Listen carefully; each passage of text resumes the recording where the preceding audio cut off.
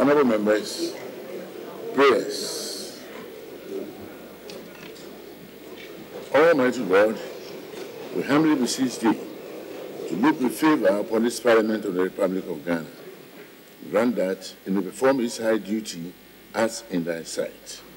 Give divine guidance to the President of the Republic, endow members of Parliament, and ministers of state with discernment and vision, integrity and courage, that through the labors of government, this land and people may be well and truly served, and thy good purposes for the common human life be realized in our midst.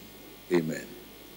O God, grant us a vision of our country, fair as it might be, a country of righteousness, where none shall wrong his neighbor, a country of plenty, where evil and poverty shall be done away with, a country of brotherhood, where all success shall be founded on service, and honor shall be given to the deserving, a country of peace, where government shall rest on the will of the people and the love for the common good.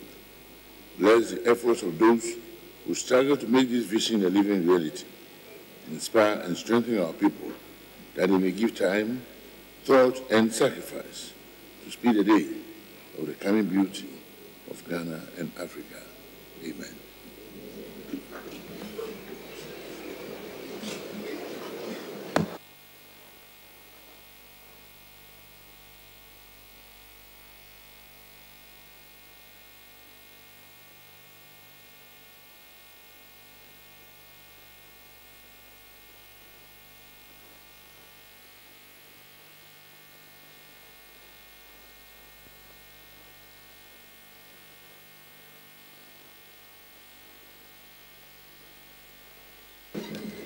Honorable members, item 2, correction of votes and proceedings and official report. Votes and proceedings dated 15 February 2018, page 1. Page 2. Page 3. Page 4.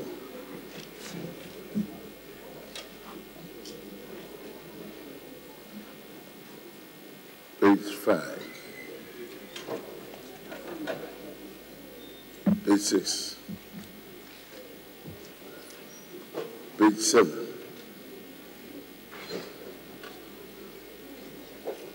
page 8, page 9, page 10, page 11, page 12, page 13, page 14, 15, page 16, page 17, page 18, page 19, page 20, page 21,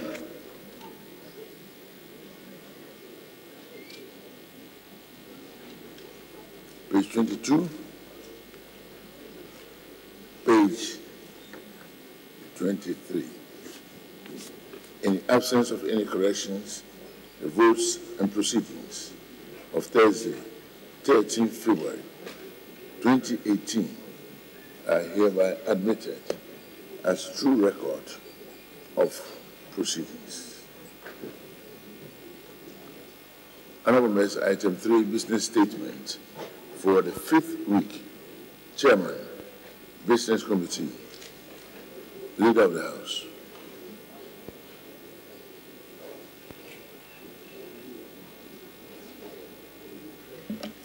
Speaker, the Business Committee met on Thursday, yesterday, the 15th of February, 2018, and arranged business of the House for the 5th week ending the 23rd of February, 2018. The committee accordingly submits its report as follows. Speaker, you may read communications to the House whenever they are available. The Business Committee has programmed the Honorable Minister for Education to respond to an urgent question asked of him relating to public affairs for which the Minister is officially responsible. Speaker, the table office has been requested to liaise with you to see if you have approved of any other questions. If you have, they may transmit them to the respective sector ministers to see whether they could proffer answers in the course of the week. If you have them, we will program them accordingly and have the ministers come to respond to those questions. For now, Mr. Speaker, there is only one question, which is slated for Friday, the 23rd of February, 2018. Mr. Speaker, pursuant to Order 72, Ministers of State may be permitted to make statements of government policy. The statements duly admitted by you, Right Honourable Speaker, may be made in the House by honourable members in accordance with Order 72. Speaker, bills may be presented to the House for first reading, and those of urgent nature may be taken through the various stages in one day in accordance with Order 119. Papers and committee reports may also be presented to the House.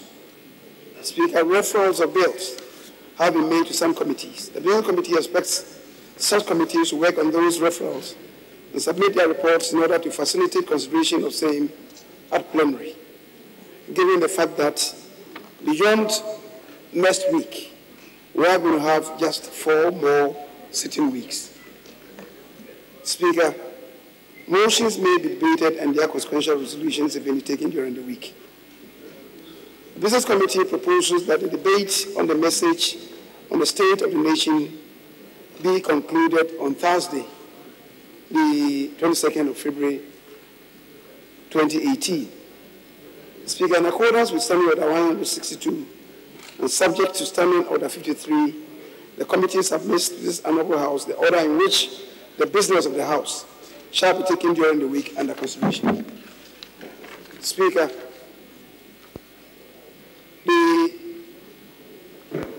for Tuesday, questions may be programmed, as I've indicated, even though now we have none.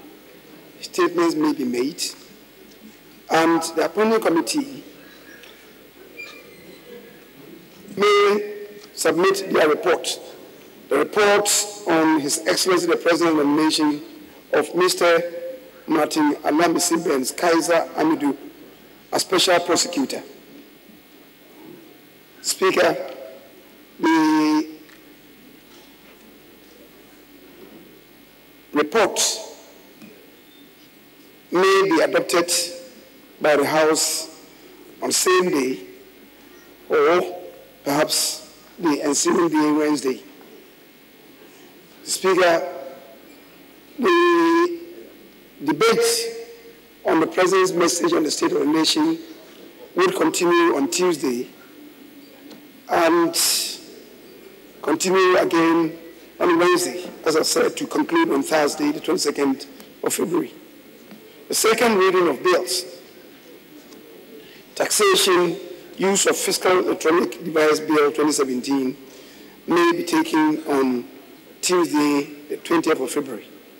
Standard for automatic exchange of financial account information bill 2017 may also pass through the second reading on Tuesday. Speaker,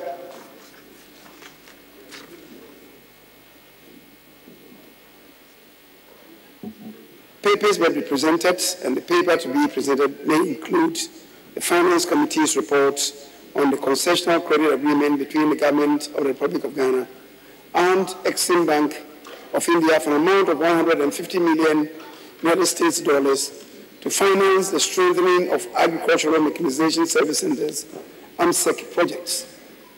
Mr. Speaker, as I said, the debate on the State of the Nation address would conclude on Thursday, and then the House shall consider the taxation. We will pass through the constituency stage the Taxation Use of Fiscal Electronic Device Bill 2017, as well as the Standard for Automatic Exchange of Financial Account Information Bill 2017. Committees may sit. Speaker, the urgent question for the Minister of Education is slated for Friday, but he himself has indicated that he may likely want to take the question before the scheduled date of Friday. Statement may be made, and the third reading of the two bills that I've just mentioned will be done on the Friday, the 23rd of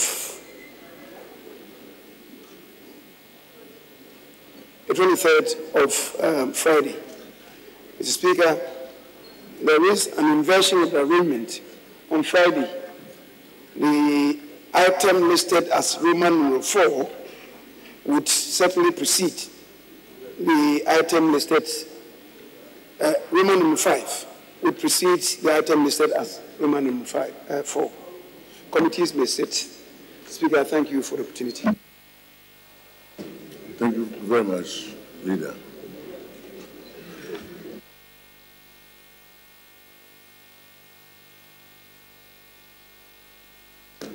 Any contributions?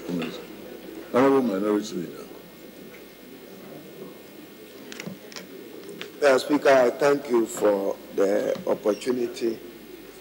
The Leader of Government Business have presented the business statement.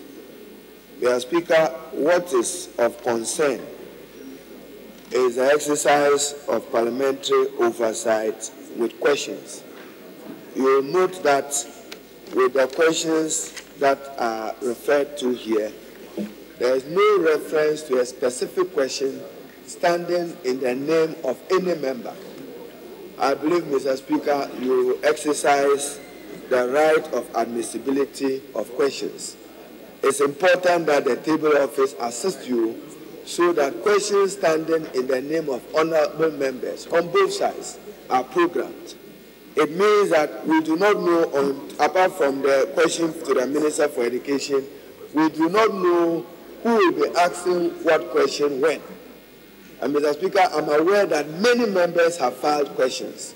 We need to deal with it in order that we continue to use questions as an instrument in exercise of oversight and to elucidate information that is necessary. Mr. Speaker, my second observation is with the State of the Nation address. And Mr. Speaker, my concern is that as we normally will get to that subject, the chamber and the House appears empty. We need to take this public business and matter of national interest because the President has provoked a number of debates on those issues. What we need to do is to research and speak to the issues, but not for the House to be empty when we come to discussing the message on the State of the Nation address. And both sides are guilty. When we get to this matter, we need to do something about it in service to the Ghanaian public and to do justice to it. Mr. Speaker, rightly as the leader has pointed out, the chairman is here, so I don't need to speak to it. We are almost done reviewing the report of the committee on the appointment of the special prosecutor, and I'm sure by end of the day our chairman should have satisfied himself. I got a copy late last evening, and I worked with the clerk on issues that I thought need to be brought to bear in the report. So on Tuesday, we should be bringing closure to that important subject matter. But members must take the debate on the State of the Nation seriously. I thank you, Mr. Speaker.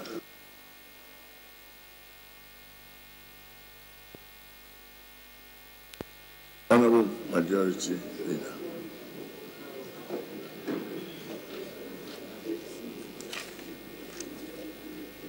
Mr. Speaker, as the Minority Leader knows, it is not the business of the Business Committee to be programming questions. The questions must be admitted by you first, and when they have been transmitted to the various ministers, then our attention will be drawn and then we program the questions accordingly. For now, we have no such indication, which is why I spoke to the table officers to follow up with your office. If there is any backlog, they will prompt us, and then we shall accordingly program them. The Speaker, it explains the reason why I said that if in due course attention is drawn to such, then it may be possible to program them. For now, there's no such indication, and we can't program anything out of nothingness. Thank you very much. Honorable members, I trust we shall take the concern of leadership seriously so that we attend to this important matter of the debate on the State of the Nation address. And honorable members, I'm sure we all know that it is unparliamentary, actually, to make your contribution and immediately leave the House. It's one of the things that is an abuse of privilege of honorable member, clearly set out in our authoritative scheme, and no person may leave the House immediately after making his or her statement. In other jurisdictions, a person will be taken to task for so doing. And we must definitely abide by the best practices. So let's come and let us remain both before and after our own contributions. Thank you very much. The business statement as presented is hereby admitted. At the commencement of private business, item listed 5. Motion to thank His Excellency the President for his State of the Nation address. Honorable Ayamba Ladi Ayi. Honorable Ayamba.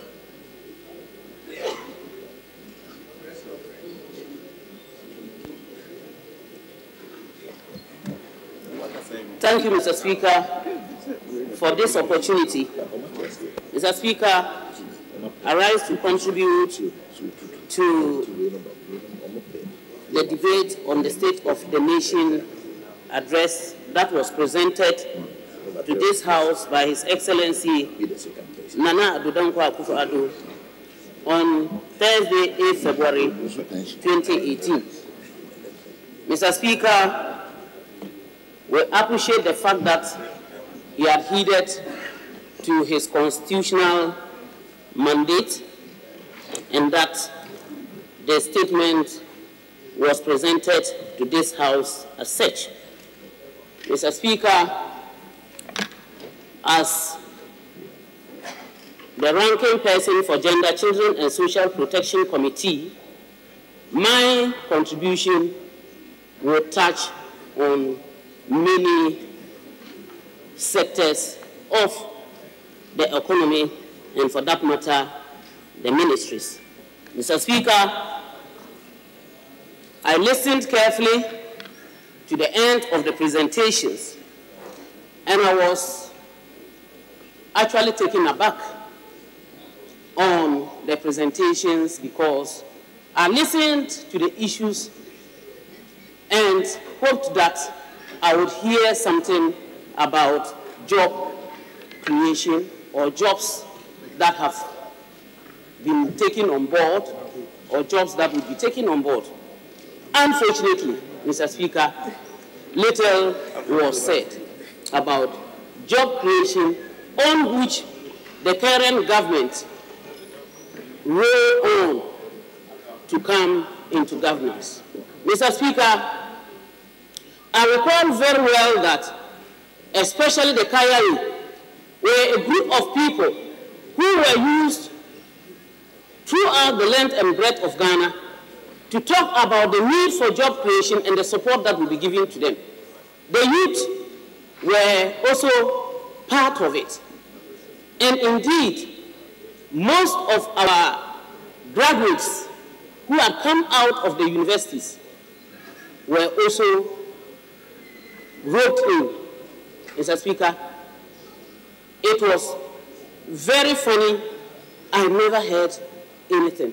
The only thing I heard, and that was even before the State of the Nation address, was the 45,000 jobs that was supposedly to have been created by the Minister of Agriculture.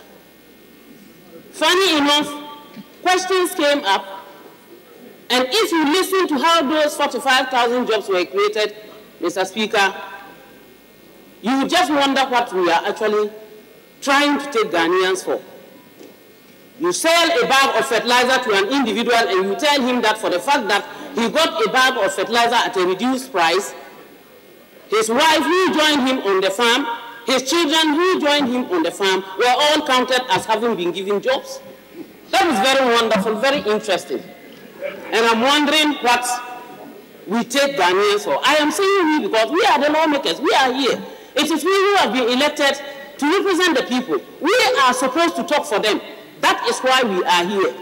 And yet, we listen to this. In my village, in my constituency, in my district, Pusiga, if you even give 100 bags to an individual for free, it is normal and fair that his wife or wives, children, and even other relatives come to support on the farm. It doesn't mean that you are giving them employment. And many a times, the other issue is that if you even go and then you pick people to come and apply fertilizer, you say you have given them employment, when it is the one who bought the fertilizer, who is simply going to pay them maybe 1 cedi or 2 cedis, they go away and they never come back there. What kind of employment is this, Mr. Speaker? All these were counted as employment. And we want to say we should be praised. We cannot be praised because that is not what we said. And even the data itself, as the president came on, he spoke about 500,000 jobs. Meanwhile, the minister was talking of 45,000. So which is which and where are we? What are the jobs? What is the data? Who are the people who have actually been employed or are yet to be employed? And so, let us be conscious of the fact that things that we say, promises that we make, what we tell the public, it is what we will actually be held for. And as we look at issues in this house, we must look at them in perspective and make sure that what we sit here and analyze and then we pass bills and so on and so forth and make the laws, they are the things that we need to work on in order to support the Ghanaian public. Mr. Speaker, the issue of Kayaye, I remember Kayaye holding their headphones, and even there were messages that they were part of the groups that were contributing to the success of good governance. At the end of the day today, Mr. Speaker, just walk to Tudu. Just the ministry there, and you will be surprised to see the number of women and children who are lying there sleeping. Mr. Speaker, there are no even jobs for them to do. They cannot even get people coming to buy for them to carry. This is because prices have soared to the extent that people are not able to buy. Mr. Speaker, for the first time in Pusiga, and anybody can cross-check, we are selling a bowl that is an alonka, as referred to in this area, of rice at 10 Ghana cedis. It has never happened in the history of Pusiga. And for that matter, it is a big problem. Very, very few houses are able to even buy a bowl of rice, for that matter, the one we refer to as kurwa, to cook for the family. It is very difficult. Mr. Speaker, if you go to Makola today, you would realize that the small paint white rubber of tomato, which used to cost 5 cedis, is now selling at a staggering price of 25 to 40 cedis, depending on which side you are going to. Mr. Speaker, It is the trickling effect of petroleum prices that is causing this problem. A woman goes down up to Navrongo to go and buy only 1 crate of tomato to come and sell in Accra. Even if she buys it, for instance, at a price of 200 Ghana cedis, she comes to take a vehicle and she is told that she has to pay 300 Ghana cedis because the prices of petrol have gone up. Mr. Speaker, she comes to Accra and she has to now calculate not less than 700 Ghana cedis before she thinks of what profit she is going to make. Mr. Speaker, based on this, the woman might even sit there and not be able to sell. At the end of the day, she goes back and she begins to wonder how she is going to take care of her family. Mr. Speaker, the issue at stake is that the KIA are still lying there. We have asked, and I in particular, I have asked questions several about KIA. Mr. Speaker, it will interest you to note that in 2016, we have trained 400 KIA in the areas of hairdressing, phone repairs, and other activities. Out of the 400 that were trained, as at yesterday, after the minister had successfully told us previously on the 25th of January 2018 that they were all gainfully employed, yesterday in a follow-up question, Mr. Speaker, the truth had to be told that there were only 2 people who had been employed out of the 400, Mr. Speaker. For God's sake, 2 people. Now, in her previous response, she has said all of them were gainfully employed. Now she tells us, openly to the amazement of all of us, that out of the 400, 2 people were employed. And that is what we were able to do. Mr. Speaker, I am saying this wary of the fact that this is a house of records. This house keeps the records for good. It's not for only this current generation. The records we have for today are going to stay for centuries, and our grandchildren will come to read them. And when we are not consistent, a lot of questions come up. That is serious deceit, Mr. Speaker, because if you come to this house to respond to a question and you say yes, they are gainfully employed. Then in another question you tell us that only 2 have been employed. What records are we keeping? Conflicting records of our work when we are supposed to say the truth, when we are supposed to present the right pictures of what is going on in our country, and that anybody who comes to this house is supposed to tell us nothing but the truth. This is what is going on. Mr. Speaker, to continue with the KIA, in one response on the 25th 2018, when I asked how many people they would be training, she had mentioned that there would be 1,000 people to be trained in manufacturing, garment manufacturing, and that another 1,000 will be trained in hairdressing. Mr. Speaker, interestingly, yesterday, and the records show, yesterday the 15th of February 2018, the response is that there will be 1,000 people to be trained. Mr. Speaker, if there are going to be 1,000 people to be trained, what are we actually putting across to Ghanaians? Mr. Speaker, it is very important that we stand by our words, that whatever records we are keeping, that whatever activities we are undertaking, especially we women who are supposed to ensure that our colleague women are actually supported and taken care of. We should be able to put issues correctly. Mr. Speaker, to conclude, I want to state emphatically that it is very important that we support the education sector to make sure that the younger ones, those who form the base of education, that is those in the day nurseries and the primary schools, are properly catered for. We have put emphasis and we continue to put emphasis on SHS. And this is a place where it relies on the primary sector, the basic sector. So let us ensure that the basic sector is also catered for, because there was nothing actually mentioned about the basic sector in the Senate. I thank you, Mr. Speaker, for the opportunity. Honorable Member for Akim Central. Honorable Member for Akim. Mr. Speaker, thank you. That is Asante Akim Central. Thank you, Mr. Speaker, for giving me an opportunity to contribute to the motion on the floor in thanking the President, His Excellency Nana Addo Dankwa Akufo-Addo, for the presentation of the statement. Mr. Speaker, the most critical challenge inherited by the MPP administration is the very unprecedented level of unemployment, particularly among the youth. This we inherited from the previous administration.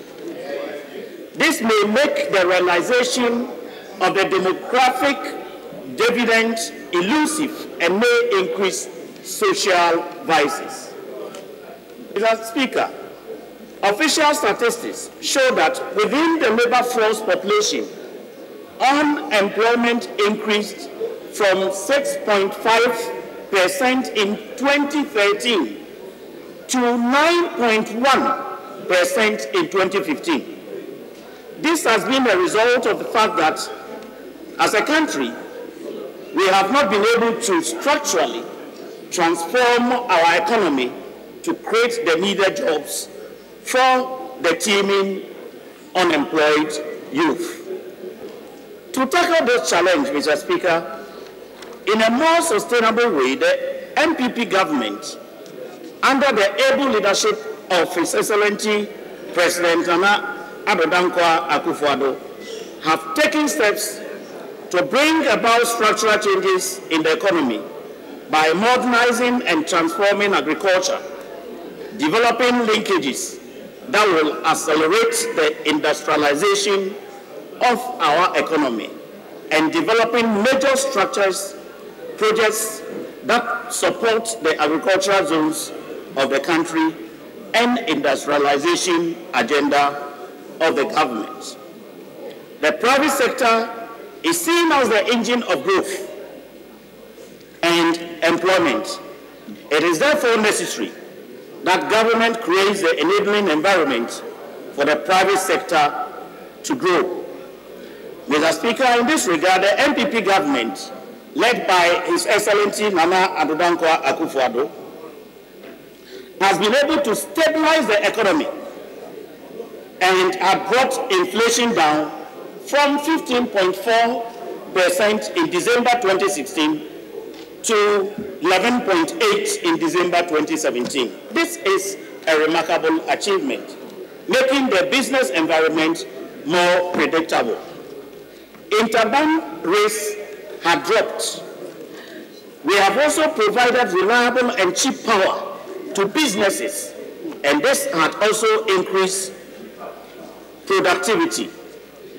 Mr. Speaker, according to the Ghana Employers Association, about 13,000 people lost their jobs as a result of the power crisis. And today, under the MPP government, the power crises are no more, and this has brought some hope in the labor market, and enterprises need not lay off workers to remain in business. Formalizing the informal sector is also an integral part of the structural economic transformation that this current government is championing. The completion of the national identification and property titling systems by the MPP government will also boost confidence in the private sector to invest and create the needed jobs. Mr. Speaker, I am therefore confident that these interventions, which are very significant, will actually create job opportunities for Ghanaians in this country.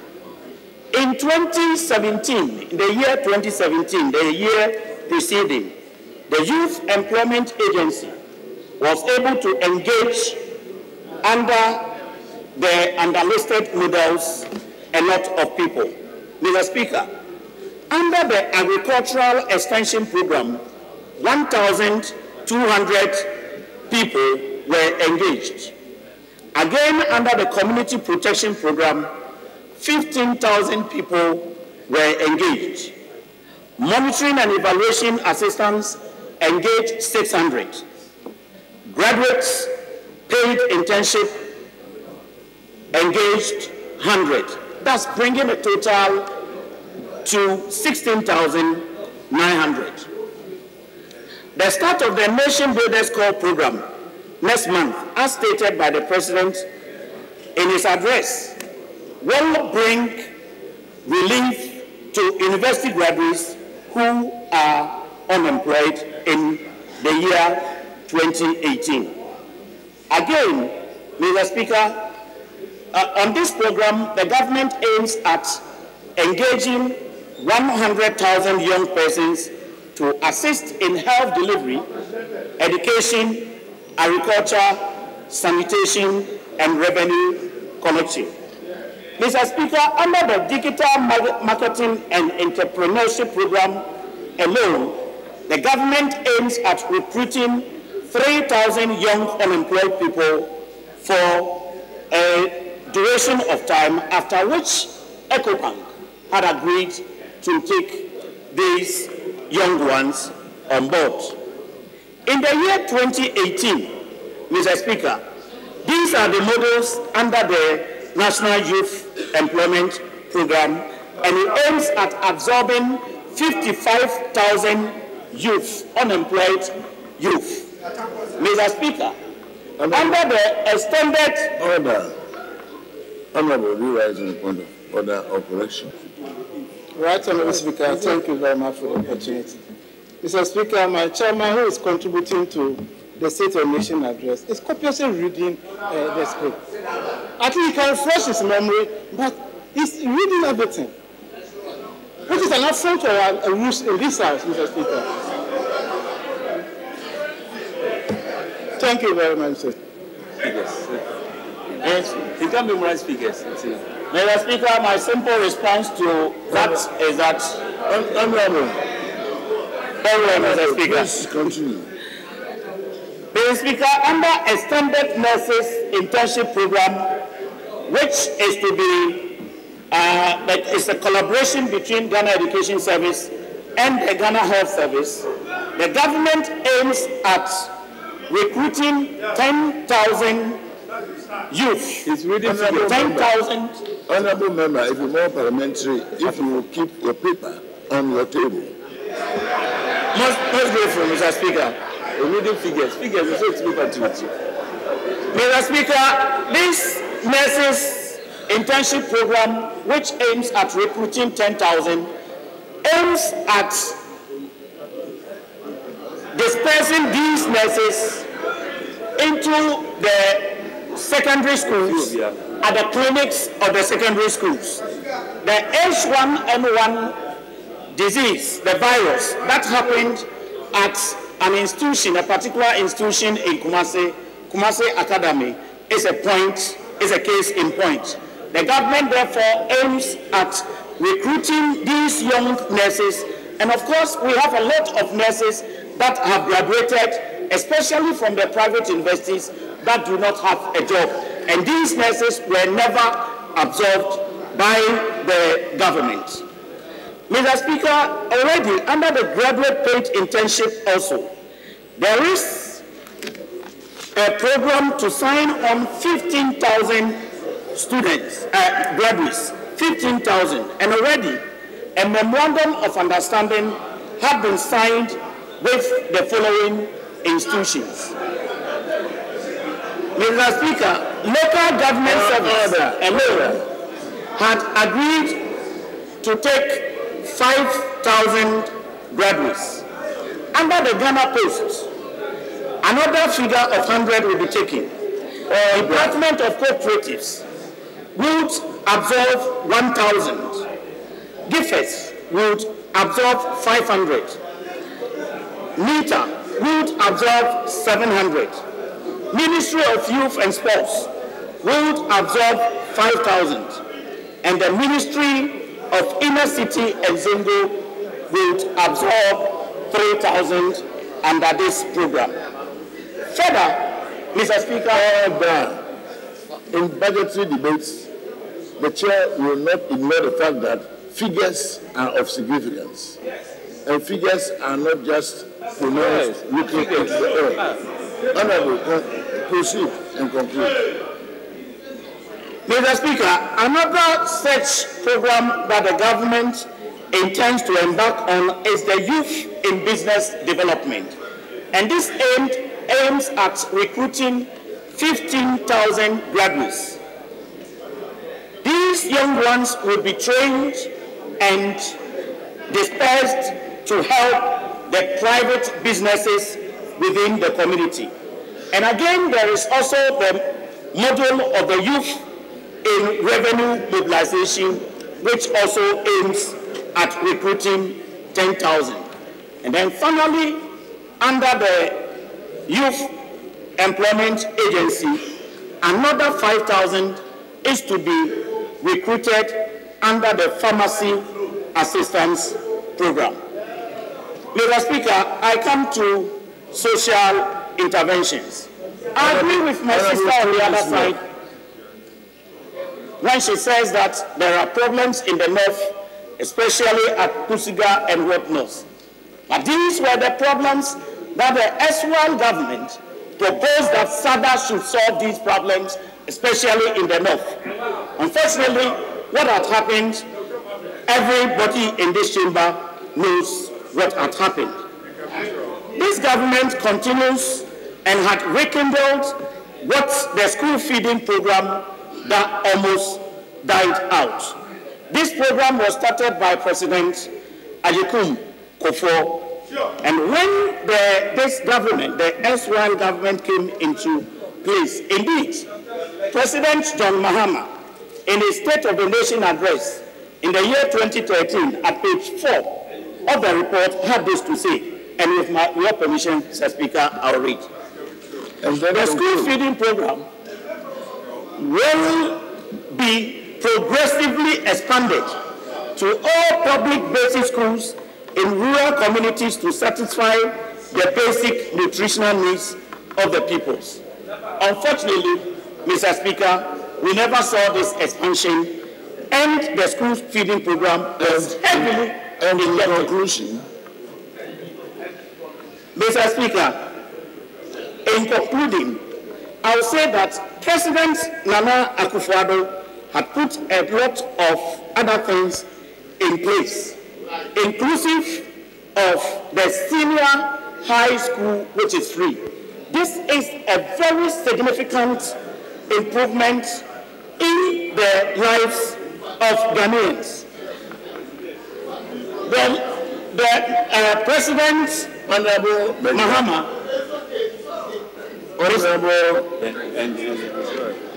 Mr. Speaker, President Mahama, Honorable Emmanuel Bajira. Mr. Speaker, finally, Honorable Emmanuel Bajira.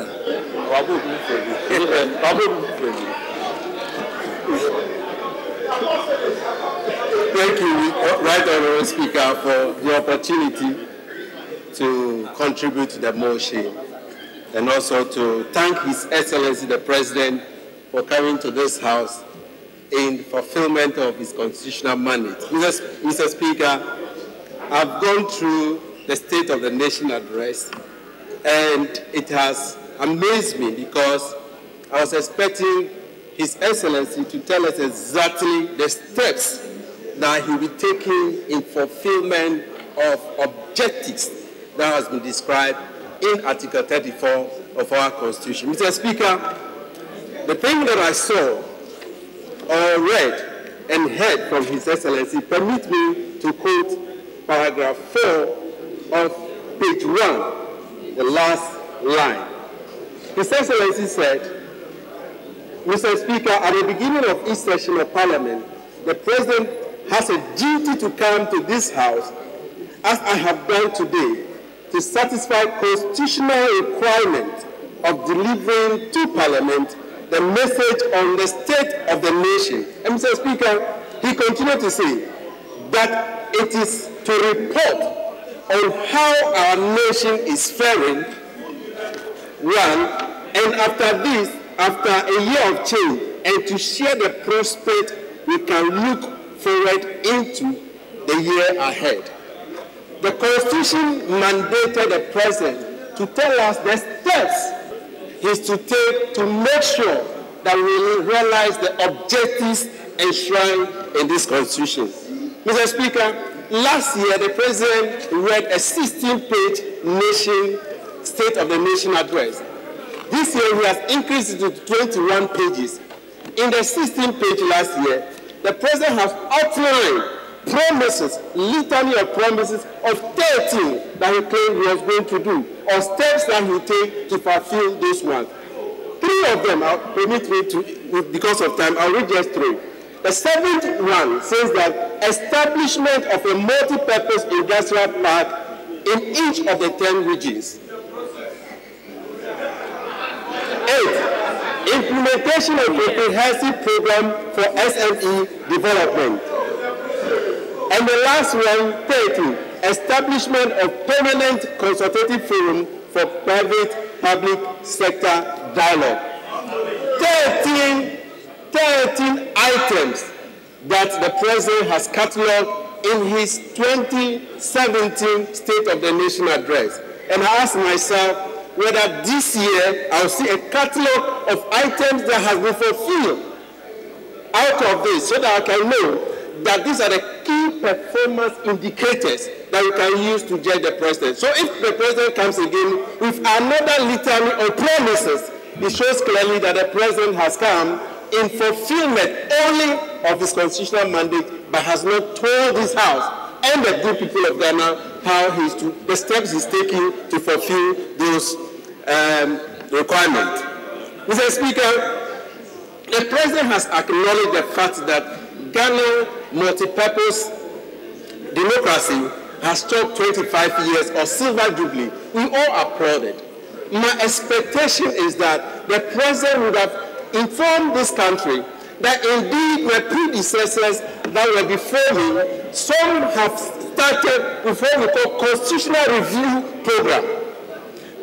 Taxpayers' money has been spent on constitutional review program. I was expecting His Excellency to come out to tell us that indeed with the constitutional review program, these are the steps I'm taking, either to throw away the white paper or to accept some of the recommendations from the constitutional review. 25 years, silver jubilee of this democracy, and nothing has been said by His Excellency the President on the constitutional review program. Indeed, the President has apologized for a bill that he has promised to bring to this House.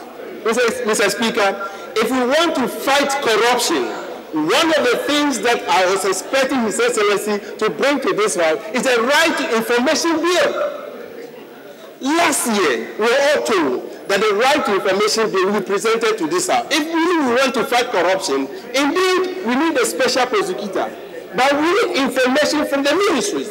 We need information from departments. We need information from all agencies. But where is the Right to Information Act?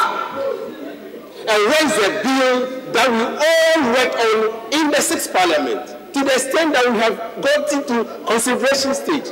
And that bill has not found space in the President's State of the Nation address. Indeed, are we really about to fight corruption? Is it only about a special prosecutor, or we need information from other ministries, sectors, and agencies that we can fight corruption with? That was lacking in the President's State of the Nation address. Mr. Speaker, when it comes to infrastructure, I'm so passionate about development. But Mr. Speaker, I have not seen anything about infrastructure in this State of the Nation address.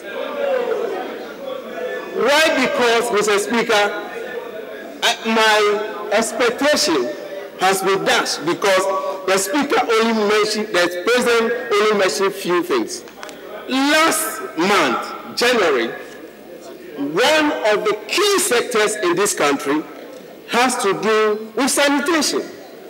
And Mr. Speaker, no lesser a person but the ambassador to Austria, His Excellency Andrew Barnes, tweeted an account about Ghana's sanitation.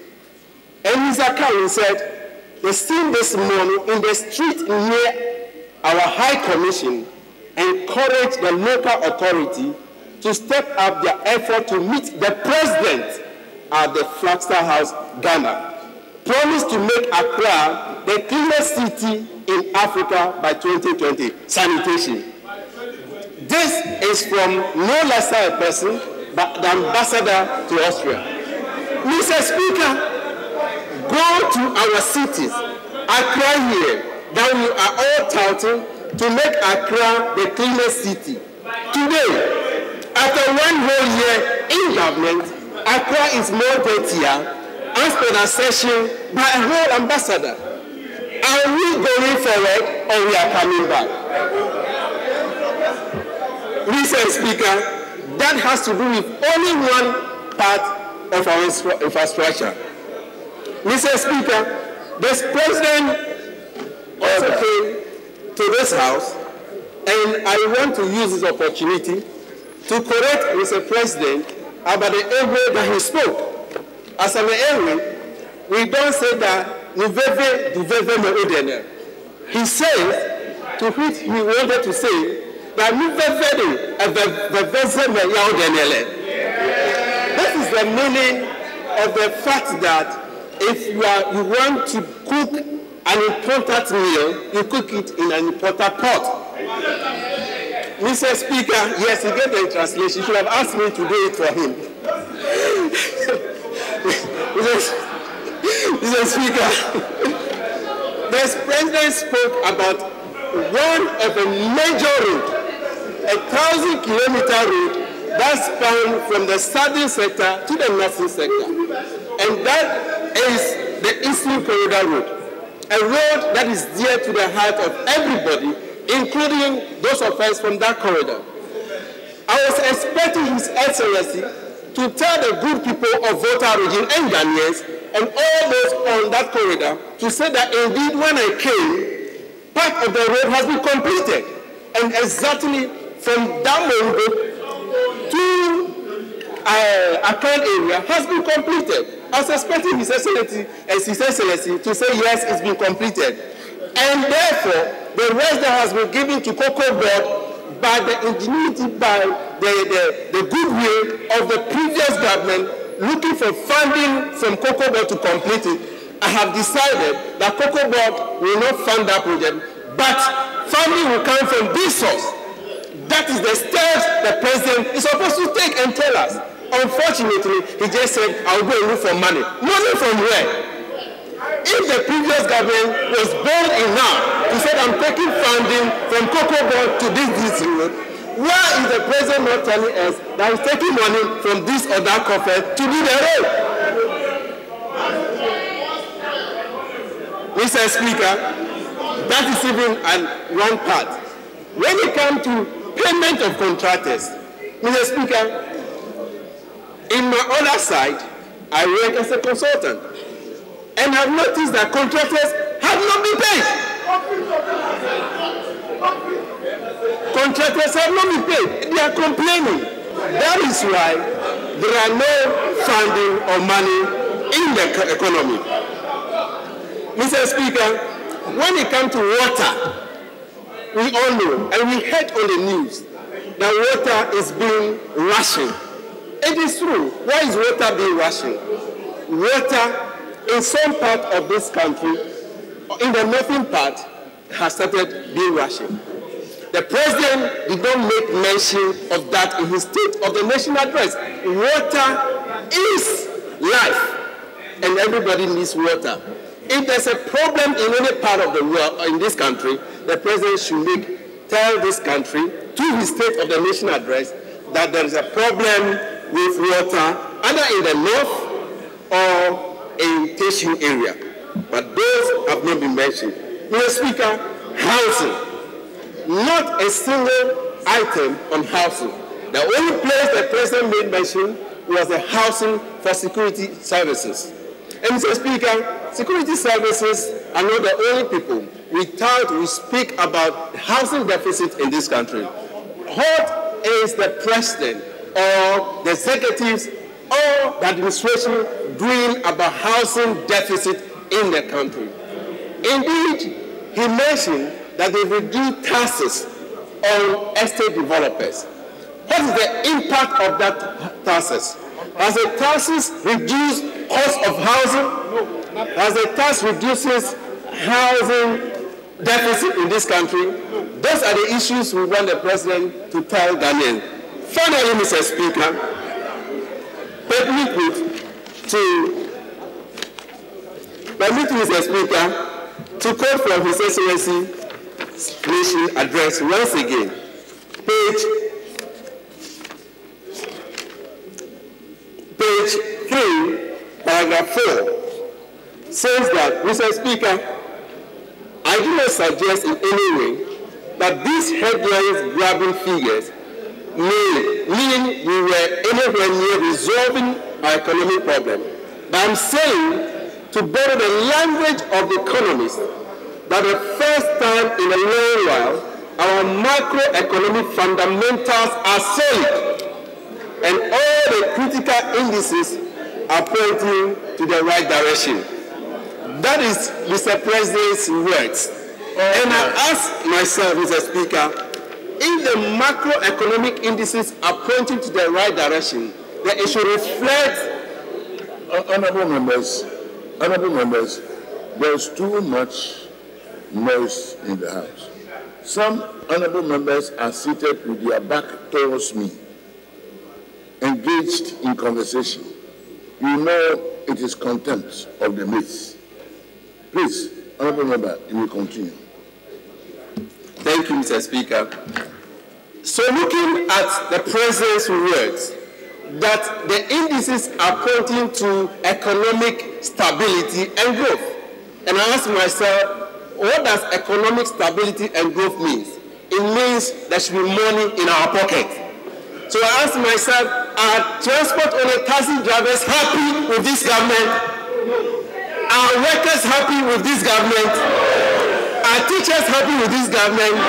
So, Mr. Speaker, to conclude, the State of the Nation address that was delivered by His Excellency the President was nothing but to show to Ghanaians that he has come to this house in fulfillment of his constitutional mandate. Thank you, Mr. Speaker.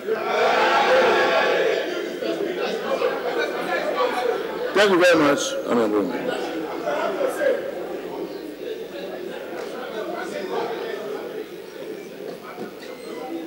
Honorable member for Manchia North.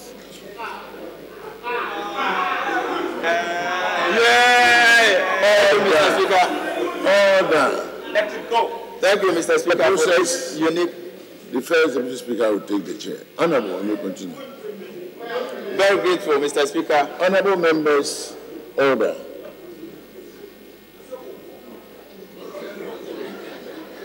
Honorable. Thank you, Mr. Speaker, for this unique opportunity. Mr. Speaker, I rise to support the motion that this honorable House thanks His Excellency the President for the message on the State of the Nations delivered on Thursday, 8 February 2018.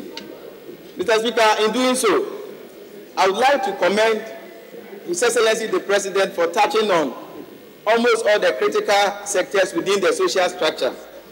Mr. Speaker, Mr. President took time to address the issue of unemployment. For me, this is one of the biggest legacies bequeathed to us by the previous NDC administration. Mr. Speaker, the President in his address made it clear that the government will equip our youth with the needed skills in order to enable them to be more productive. Mr. Speaker, government has established Nations Builders Corps with a sole aim of employing 100,000 young people in this country in this 2018 fiscal year. Mr. Speaker, His Excellency shed more light on the digital marketing and entrepreneurship program, which has already recruited 3,000 young unemployed youth in this country. Mr. Speaker, I don't want to bore this house with the strides we are making in the agri sector. Our local farmers are very happy with the Planting for Food and Jobs program. Mr. Speaker, on the issue of security, and here, Mr. Speaker, I'm speaking in my capacity as the Vice Chairman on Defense and Interior. Yeah. Mr. Speaker,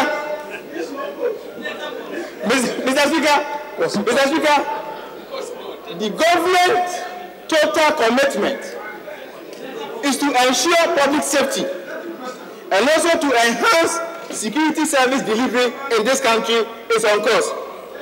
Mr. Speaker, His Excellency has made a commitment of injecting a colossal amount of 800 million Ghana cedi, an equivalent of $176 million within the 6 months to equip Ghana Police Service.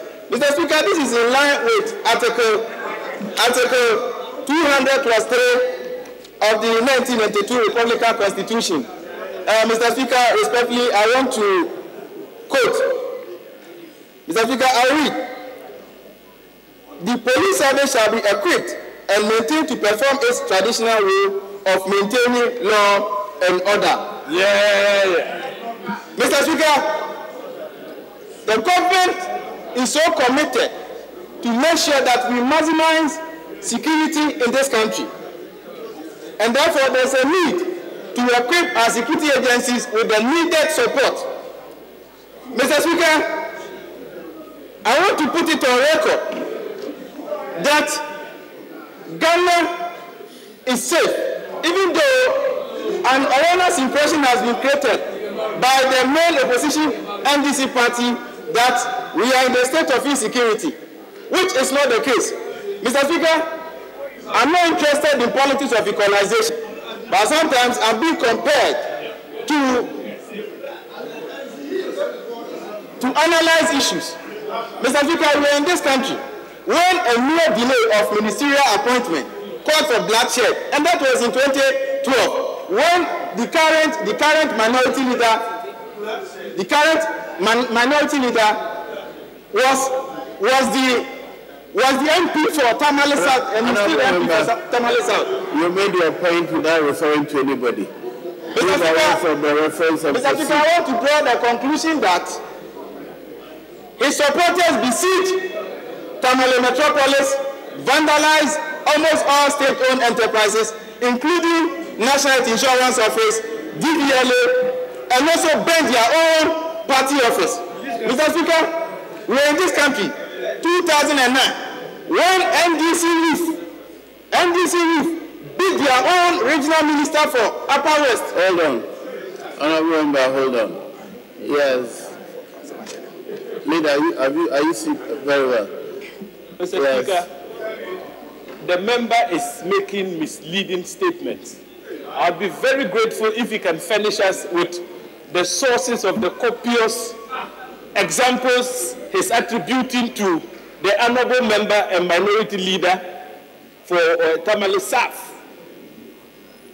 So,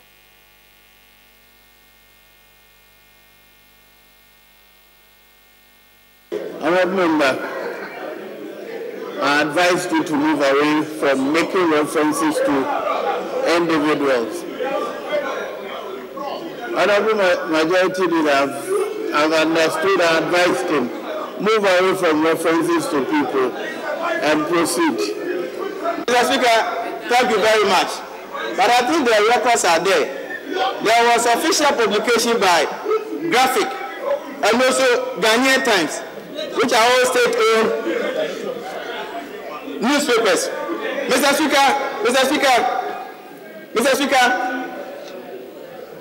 the opposition party wants to create a gloomy picture about this country as if all is not well with us, with the sole aim of driving away foreign investors from investing in our economy. Mr. Speaker, it's not appropriate to paint such an erroneous impression. Mr. Speaker, our noble committee received a delegation from Republic of South Africa, and to be specific, KwaZulu-Natal province. Their mission was very simple, that they are in this country to learn from our best practices in terms of combating crime, and also how best rule of law has become the order of the day. That was just about 2 months ago, Mr. Speaker.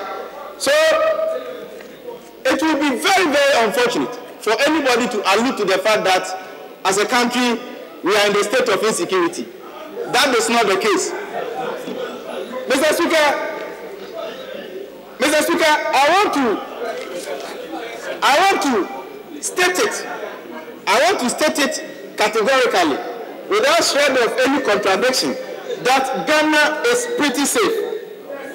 Mr. Speaker, the record shows that crime rate has reduced as compared to the previous years.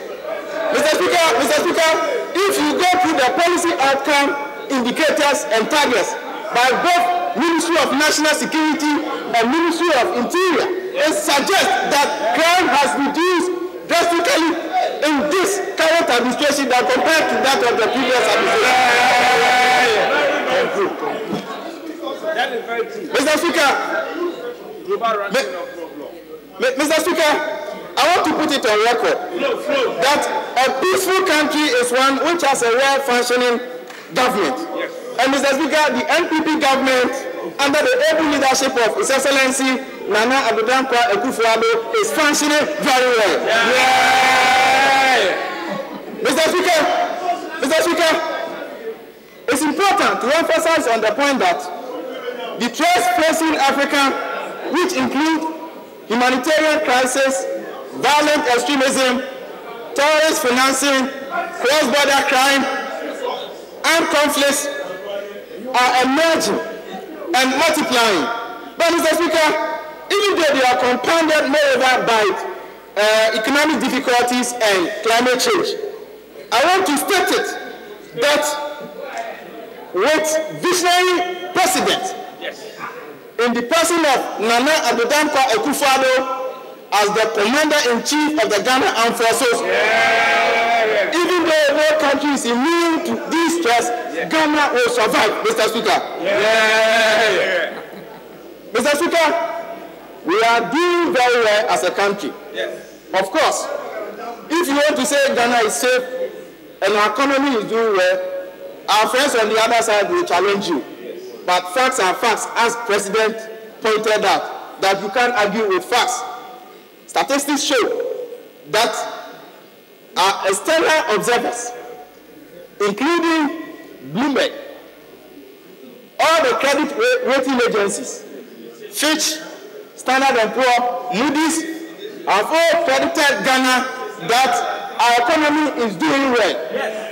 And therefore, Ghana has been ranked as one of the best destinations for investment in terms of stock exchange.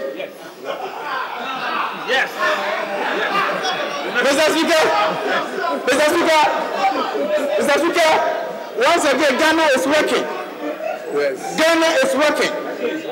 And we strongly believe that with the commitment by the current administration, this country will work to benefit. Yes. This country is ongoing. No, because we are not working as a result of mismanagement by the incompetent NDC administration. Mr. Speaker, I want to conclude by saying that as a country, we should not colorize crime as the president told us that crime has no colorization. In that, under NDC, there was some act of vigilantism which some people were killed under their own words. We want to put it on record that even though it has been largely perceived that NPP or a vigilante group is aligned to a particular government or party, that cannot be used as a yardstick to imply that the government or the party in power support such acts, unlike what NDC did when they were in government. Mr. Speaker, Agbegbeshi experience is there for us to see. People were killed. Hold on. Yeah, they're not really there. Thank you, Mr. Speaker. Mr. Speaker, you've guided my good friend on the other side not to toe on a certain path, but continuously he keeps on going on that path. Mr. Speaker, he categorically stated that under NDC there were vigilantism and certain people were killed. Mr. Speaker, I want him to bring evidence, else to expand that portion from the hangar. All I knew that under NDC, he himself was beaten by his Ashanti Regional Chairman. Chairman Wikini, even Mr. Speaker, when that happened, Chairman Wikini was arrested and detained. Mr. Speaker, we rescued him. If he doesn't know, I'm pointing it to him. He should bring facts, and I'm giving just one fact that happened. He himself was beaten up by Chairman Wikini. When that happened, Mr. Speaker, we rescued him. Today you are insulting the very system that even rescued you from the hands of your own perpetrators. Mr. Speaker, this is just a serious thing I want to point to. And I knew this was one of the reasons why you were advising him not to go on that tangent. Because he's the only city MP, he was a city MP. Here his own party name beat him, gave him very good slaps, and we rescued him. Mr. Speaker, Yeah, they're not really there.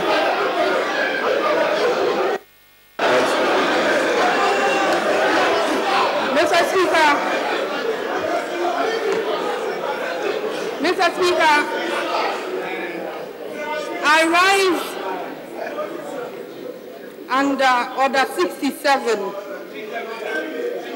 Mr. Speaker, the referrals that has been made to incidents that have occurred that has put this country in a state of insecurity, that is being enumerated by the Honourable Member for Menchia North. Mr. Speaker, these incidents were reported and were published.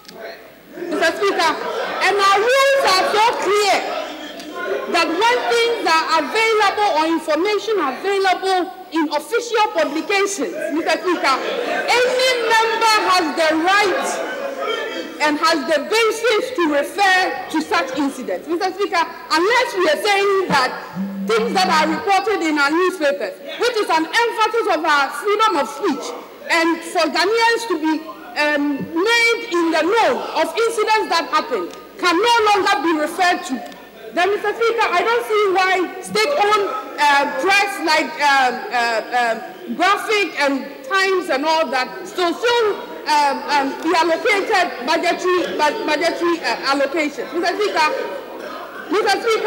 if the Honourable Deputy Whip doesn't want the Honourable Member for Menchia to go on that tangent, he could have said so. But, Mr. Speaker, we've also lived in this country and we've seen a president slap his vice president. And these were facts. Mr. Speaker, if he wants to go that tangent, we will also go that tangent. But, Mr. Speaker, there must be decorum in this house. But where referrals are made to persons who are honorable, Mr. Speaker, who are honorable, the Honorable Member for Menchia is an honorable member of this house. And he stood up and made referrals to incidents that happen outside this house. Mr. Speaker, that is very okay. Mr. Speaker, that is very okay. But if he is saying today, Mr. Speaker, if he is saying today that the report by the honorable member of such an incident to the police, the police, which is a state institution, is now an NDC institution. Mr. Speaker, because there is rule of law in the political party called NPP, that is why the honorable member got justice for something that was done to him that was not honorable. But Mr. Speaker, he cannot be stopped from making reference to things that have been reported in publications of this country. There is one here. And so he should be allowed to carry on. And if he wants to go that tangent, he will go that tangent. Mr. Speaker, on 9th of December, Mr. Speaker, on the 9th of December 2015, it is online, My Joy Online. NDC youth on rampage in Tamale. Mr. Speaker, is he fabricating all these stories? These were reported. Yes. And we have the proof. And we have these are official publications. So why can't the honorable member make reference to say? Mr. Speaker, the honorable deputy whip should learn the rules. The rules allow him to make reference when there are publications which are official. NDC MP slapped another NDC MP. We were in this country. We saw it. In this house. In this house. And it was also reported. NDC MP slapped another colleague MP within NDC. Yeah. We were in this house. And it was reported. So, Mr. Speaker, I agree with the Deputy Chief Whip to the extent that we shouldn't go that tangent. But when they are reported, we can make reference to say. I thank you.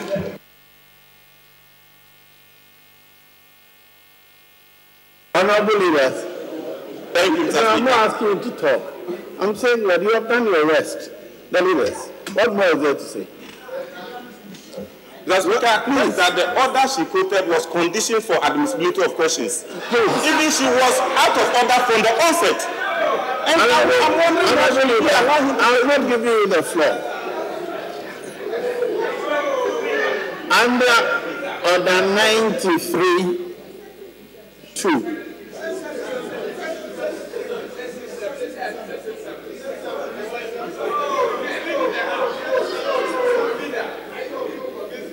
I heard what everybody said.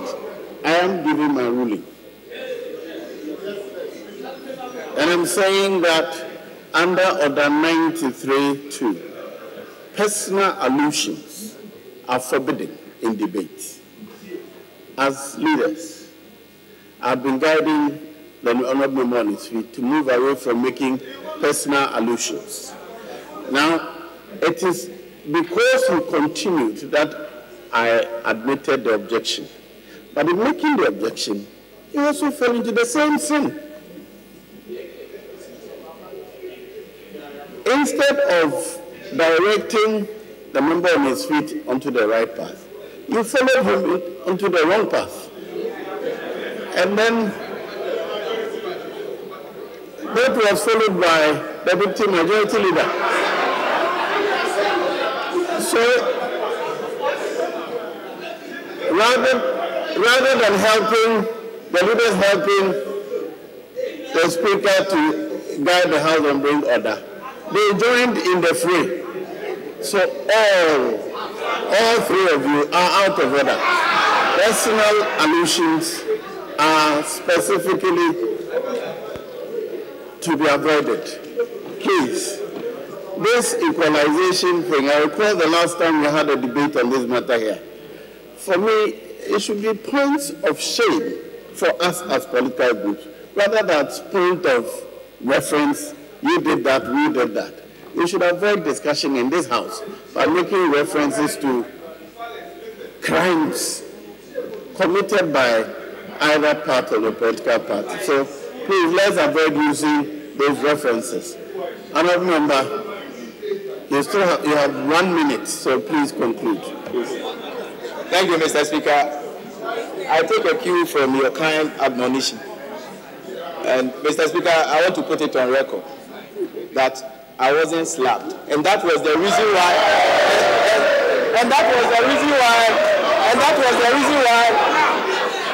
I decided not to pursue the case. That was the reason why we dropped the charges. And I want to put it on record.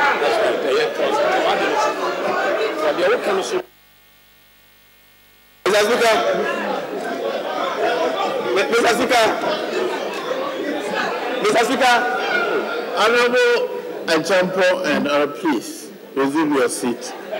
Honorable, continue. Thank you, Mr. Speaker. Truth hurts. So I'm not surprised that my friends on the other side were on their feet, creating, tension here. Mr.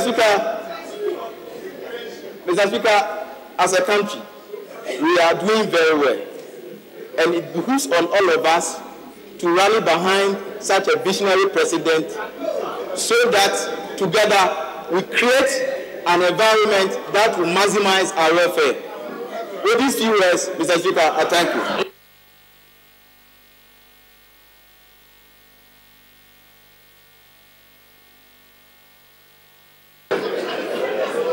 Honourable members,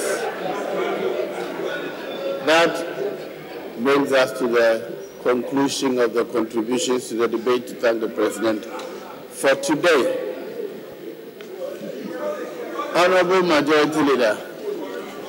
Mr. Speaker, rightly so, obviously, today being Friday, honourable members mostly would make their way towards their various constituencies, and for that matter, we decided to take a few contributions on the message of the State of the Nation this morning, as agreed at the press sitting. So, Mr. Speaker, having exhausted everything on the order paper, I humbly move that this House be adjourned to Tuesday at 10 o'clock in the forenoon. I so move, Mr. Speaker. Yes, Honourable Head. Thank you, Mr. Speaker. Mr. Speaker, I rise to second the motion. Honourable members, the motion for adjournment has been moved and seconded. And the question is, all in favour say aye. All against say no. The ayes have it. Honourable Wearable may remain. The House is adjourned until Tuesday,